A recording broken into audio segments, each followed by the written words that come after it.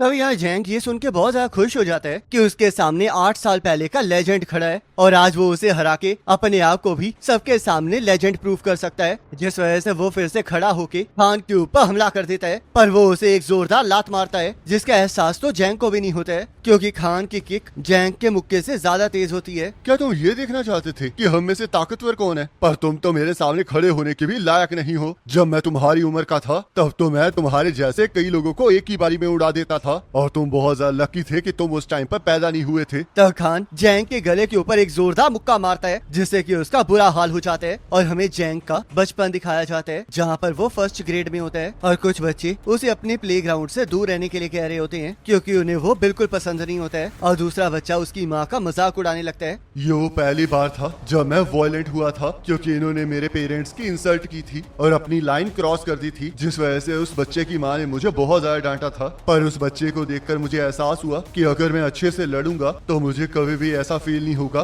कि मैं किसी से कमजोर हूँ। जिस वजह से उसके बाद जिन्होंने भी मेरी फैमिली को पुअर कह के उनकी डिसरिस्पेक्ट की या फिर मुझे कमजोर समझ के मुझे स्टूपिड कहा, वो सभी लोग मेरे कदमों में बैठकर मुझसे भीख मांगने लगे और किसी ने भी मुझे कम समझने की कोशिश नहीं की क्योंकि मैं हमेशा टॉप पर था। पर आज ये पहली बार हुआ है कि कोई मुझ पर इस तरह भारी पड़ रहा है और मैं बहुत ज्यादा डरा हुआ हूँ। तब खान ने मार मार कर जैंग का बुरा हाल कर दिया होता है, जिस वजह से वो उसे रुकने के लिए कहने लगता है और कहता है कि अगर वो उसे छोड़ देगा तो वो फिर दोबारा कभी नहीं लड़ेगा। तब खान उन लोगों से इसके बारे में पूछने लगता है जिन्होंने उसे पैसे दिए होते हैं और वो लोग इस बात से बहुत ज्यादा खुश होते हैं कि जैंग अपनी जान बचाने के लिए इस तरह माफी मांग रहा है, जिस वजह से वो लोग पूरी तरह से सेटिस्फाई होते हैं और जैंग को छोड़ने के लिए कहने लगते हैं। तो तुम लोगों का ये डिसीजन है, पर मैं तुम लोगों को एक चीज बता देता हूँ कि इस जैसे बंदे कभी भी माफी नहीं मांगते हैं और ना ही सुधरते हैं। जिस वजह से देखना जैसे ये पूरी तरह से ठीक हो जाएगा वैसे ये तुम्हारे लिए फिर से मुसीबत खड़ी कर देगा। तो चलो फिर मैं कुछ एक्स्ट्रा फीस के लिए इस बात का बंदोबस्त कर सकता हूँ कि ये ग्रेजुएशन तक तुम्हें बिल्कुल भी तंग ना करे। तो यहाँ हम देखते हैं खान जैंग को एक कंस्ट्रक्शन साइट पर ले जाता है जहाँ पर उसके साथी ने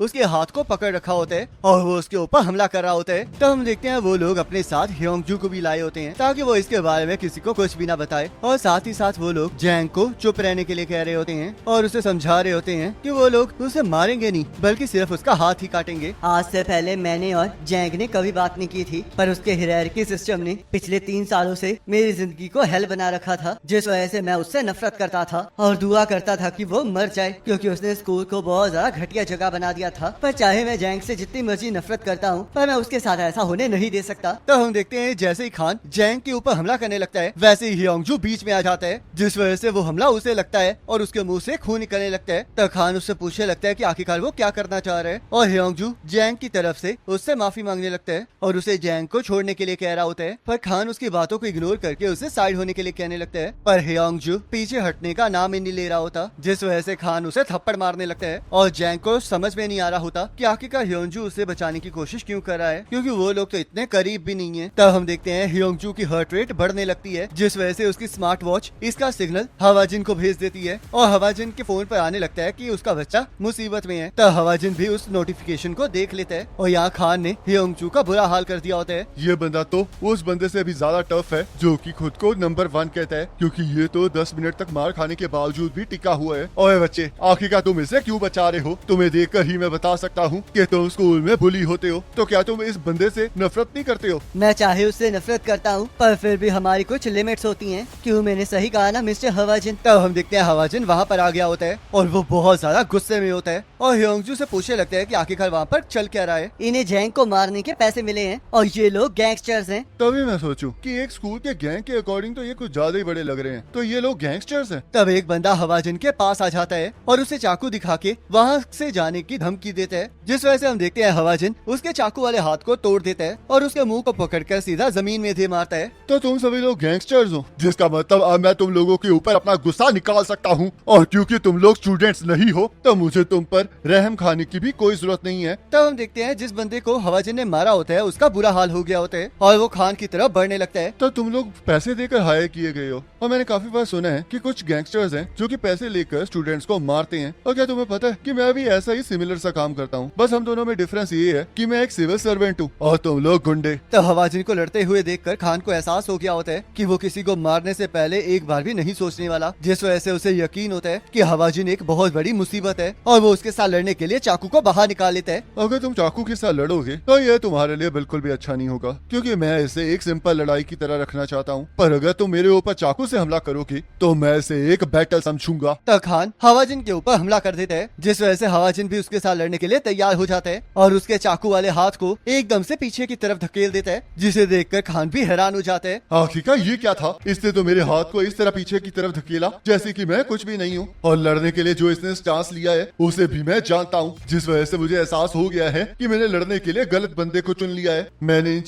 इन चीजों के बारे में तब सुना था जब मैंने फैमिली को ज्वाइन किया था कि इस दुनिया में ऐसे लोग हैं जिनके साथ हमें तब भी नहीं लड़ना है जब हमारे पास हथियार हो, क्योंकि ये लोग ऐसी टेक्निक का इस्तेमाल करते हैं जिससे कि ये किसी के भी हाथ से हथियार को छीन सकते हैं। और ये एक ऐसी मार्शल आर्ट है जिसे स्पेशल फोर्सेस के लिए बनाया गया है, जिसके अंदर वीकनेस की कोई जरूरत नहीं होती है और इसे सिर्फ मारने के लिए इस्तेमाल किया जाता है, और इसका नाम कराव मागा है। तब हम देखते हैं हवाजिन ने खान का बुरा हाल कर दिया होता है और वो अभी भी उस पर हमला करने से नहीं रुक रहा होता। चलो अब फिर से खड़े हो जाओ, क्योंकि अभी ये बैटल खत्म नहीं हुई है और ये तभी खत्म होगी जब कोई हार मान लेगा। तब यहाँ सभी लोग खान को मार खाता हुआ देखकर हैरान हो जाते हैं और हवाजिन ने उसका बहुत बुरा हाल कर दिया होता है। ये बंदा मजाक नहीं कर रहा है, क्योंकि ये बंदा सच में मुझे मारने वाला है, पर मैं अभी मरना नहीं चाहता हूँ। प्लीज मैं तुमसे माफी मांगता हूँ, मैं गलत था तो प्लीज मुझे मत मारो, और अगर तुम मुझे छोड़ दोगे तो मैं इस गुंडागर्दी की दुनिया को छोड़कर भाग जाऊंगा। तब हम देखते हैं हवाजिन उसकी कोई बात नहीं सुन रहा होता और अभी भी उसे बहुत बुरी तरह मार रहा होता है, जिस वजह से खान ह्योंगजू के पास जाकर गिरता है और उसे देखकर उससे माफी मांगने लगता है और उसे कहता है कि वो उसके हॉस्पिटल बिल्स भी भरेगा। अब तुम बिल्कुल सही जगह पर भौंक रहे हो, क्योंकि जब माफी की बारी आती है तो तुम्हें उस पर्सन से माफी मांगनी चाहिए जिसे तुमने हर्ट किया है, ना कि उस पर्सन से जो कि तुम्हें हर्ट कर रहा है। तो चलो फिर, अब जब तुम्हें ये समझ में आ गया है तो यहाँ से दफा हो जाओ। और तुम जैंग, आज तुम्हें एहसास हुआ कि आखिरकार तुम आज तक कैसे एक्ट करते आए हो। उस दिन के अगले दिन मिस्टर हवाजिन हमारे स्कूल को छोड़कर चले गए, जिस वजह से इलेक्ट्रिकल डिपार्टमेंट और ऑटोमोबाइल डिपार्टमेंट के लोग इकट्ठे हो गए और उन सभी ने मुझे पकड़ लिया ताकि वो मुझे मार सकें, क्योंकि मैंने ही किंग बन के उन पर राज किया था।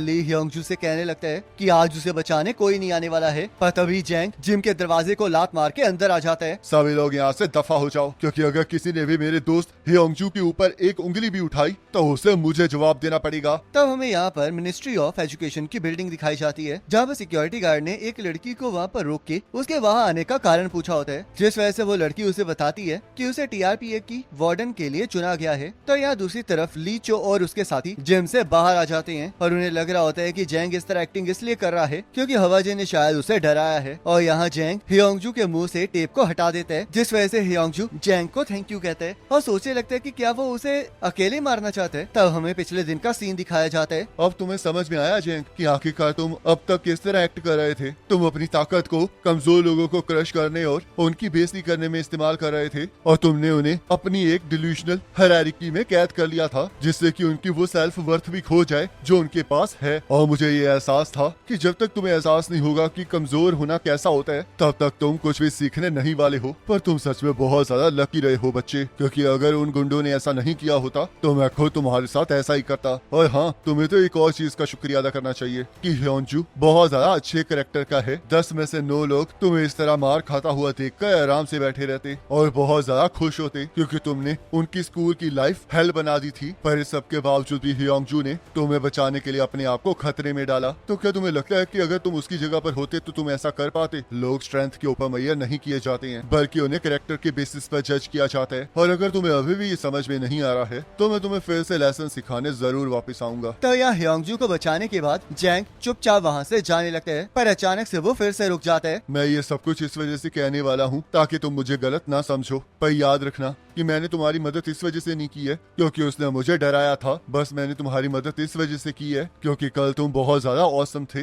तब हमें बताया जाता है कि उस दिन के बाद ह्योंगजू बिना बुली हुए ग्रेजुएट हो गया और जैंग ने भी ग्रेजुएशन होने तक कोई भी लड़ाई नहीं की, बल्कि अपने फ्यूचर के लिए सिर्फ ट्रेनिंग की। और चाहे वो लोग ग्रेजुएशन के बाद अलग अलग चले गए थे, पर 10 साल बाद उन्होंने ऑटोमोटिव कंपनी में एक साथ काम किया। तब हम यहाँ पर फिर से मिनिस्ट्री ऑफ एजुकेशन की बिल्डिंग देखते हैं, जहाँ पर हवाजिन जैसे ही अपने ऑफिस में जाता है वैसे उसे वहाँ पर और भी फाइल्स दिखाई देती हैं, जिस वजह से वो चॉइस से इसके बारे में पूछने लगता है। ये सारी तुम्हारी नेक्स्ट असाइनमेंट है, और चाहे न्यूज में हमारे बच्चों को मारने के रिलेटेड पंगे चल रहे हैं, पर फिर भी हमें बहुत सारी रिक्वेस्ट आ रही हैं, जिसका मतलब हम कुछ ना कुछ सही तो जरूर कर रहे हैं। तो चलो फिर अब उठो और 2 से 3 हफ्तों में इन सारे स्कूल्स को ठीक कर दो। तो ये सुनकर हवाजिन को गुस्सा आने लगता है और कहता है कि क्या उसने उसे गुंडा समझ रखा है जो कि लोगों को थप्पड़ मार के सुधार देता है। तो हवाजिन और भी बंदों को ऐड करने के लिए कहता है क्योंकि वो अकेला इतना सब कुछ नहीं संभाल सकता और चॉय भी इस बात पर एग्री करता है। तो हवाजिन देखता है कि जो उसे नई असाइनमेंट मिली होती है उसमें बहुत सारे इंसिडेंट हुए होते हैं जिस वजह से उसे यकीन नहीं आ रहा होता कि आखिरकार एक सिंगल स्कूल में इतना सब कुछ कैसे हो सकता है। और हम देखते हैं वो स्कूल गर्ल्स स्कूल होता है जिस वजह से हवाजिन कहने लगता है कि क्या चॉय को नहीं लगता है कि गर्ल्स स्कूल कुछ ज्यादा ही हो रहा है। अब तुम कुछ ज्यादा ही रो रहे हो, जिस वजह से मुझे तुम पर गुस्सा आ रहा है और मुझे पहले ही पता था कि तुम कुछ ऐसा ही कहोगी, जिस वजह से मैंने एक बहुत ही कैपेबल वुमेन को इस जॉब के लिए चुन लिया है। और हाँ, तुम मिलते ही उससे पहचान जाओगे। तब हम देखते हैं टीआरपीए की नई वार्डन वहाँ पर आ जाती है जो कि उन्हें अंदर आके सैल्यूट करती है। मैं स्पेशल मिशन यूनिट से सार्जेंट हार्मन हूँ और मुझे ऑर्डर मिले हैं कि अब मैं मिनिस्ट्री ऑफ एजुकेशन के अंडर ERPA के वार्डन के तौर पर काम करूंगी, तो इसलिए मैं अपनी ड्यूटी पर रिपोर्ट कर रही हूँ सर। हानरिम, आखिर तुम यहाँ पर क्या कर रही हो? मैं यहाँ पर एक भागे हुए सोल्जर को ढूंढ रही थी और देखिए जो टीम लीडर भाग गया था वह यहीं पर बैठा हुआ है। तो कैसे है आप कैप्टन हवाजिन? तब हम सियोन गर्ल्स हाई स्कूल को देखते हैं जो कि हवाजिन का अगला असाइनमेंट होता है और वहाँ पर स्टूडेंट्स ने एक टीचर को दीवार में पटक दिया होता है। आखिर तुम ये सब कुछ क्यों कर रही हो? टीचर अब इतने भी ज्यादा सख्त मत बनिए और थोड़ा सा मजा कीजिए। और हाँ, चाहे आपका फेस अच्छा हो पर आपके हेयर्स बहुत ज्यादा घटिया हैं। तो चलो फिर मैं आपको क्यूट बना देती हूँ। अपनी बकवास बंद करो। क्या तुम्हें सच में लगता है कि टीचर के साथ पंगा लेना मजेदार होता है? अरे ये क्या, आपने तो मेरे हाथ को पकड़ लिया। क्या आपने सोचा नहीं कि इसके बाद क्या होगा? आपको पता है ना कि एक स्टूडेंट के ऊपर हाथ उठाने से आपको क्या सजा मिल सकती है। और इसी के साथ ये एपिसोड खत्म हो जाता है। अब नेक्स्ट एपिसोड का लिंक आपकी स्क्रीन पर आ रहा होगा, उस पर क्लिक करके अगले एपिसोड को देख सकते हो।